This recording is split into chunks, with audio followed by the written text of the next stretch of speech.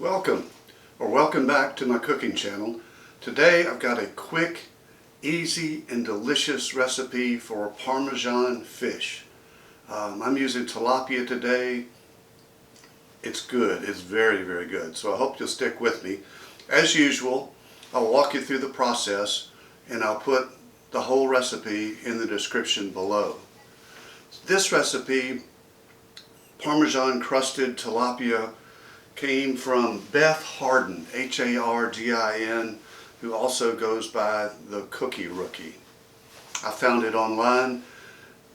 I spend a lot of time looking at recipes online. I enjoy trying new things, keeping the ones that work, moving on the other ones.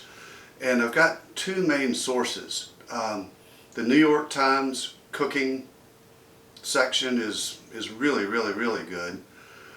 But probably my favorite comes from flipboard.com. They've got a cooking section that is just vast and always changing. So if you've never looked at it, flipboard.com, take a look. I'm self-filming today, so I need to set up the prep before we move on, but I hope you'll stay with me. Okay, the prep here is really simple. I've got grated Parmesan cheese, parsley, and salt in here. For the spice, you can use a lot of different things. I used a Cajun seasoning.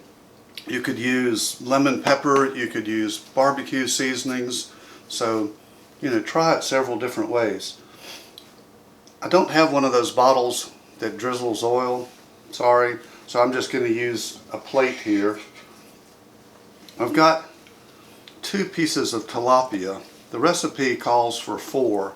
So I just ramped it down a little bit. But 2 pieces of tilapia were about less than $6. So, it's a great meal. Next time I go to the beach, I want to take this and try it with red snapper or grouper. I think it would really be good. And I am pressing the cheese mixture in here just to get it well coated.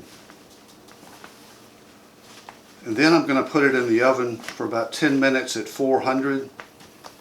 And then I'm probably going to sprinkle it with Parmesan cheese and broil it just to really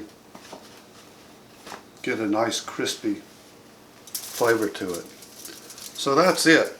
I'll do the other one, probably use the rest just to sprinkle on here and press in. And then we'll go from there.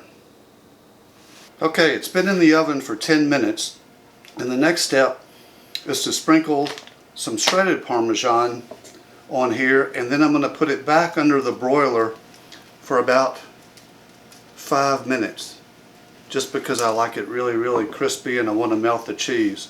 Definitely stay with it when it's in the broiler because, as you probably know, things can burn pretty quickly. So let me do that and then I'll show you the end result. So here's the final product.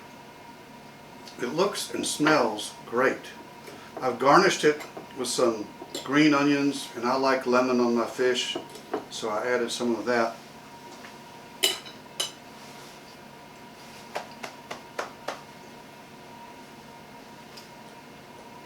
It's good.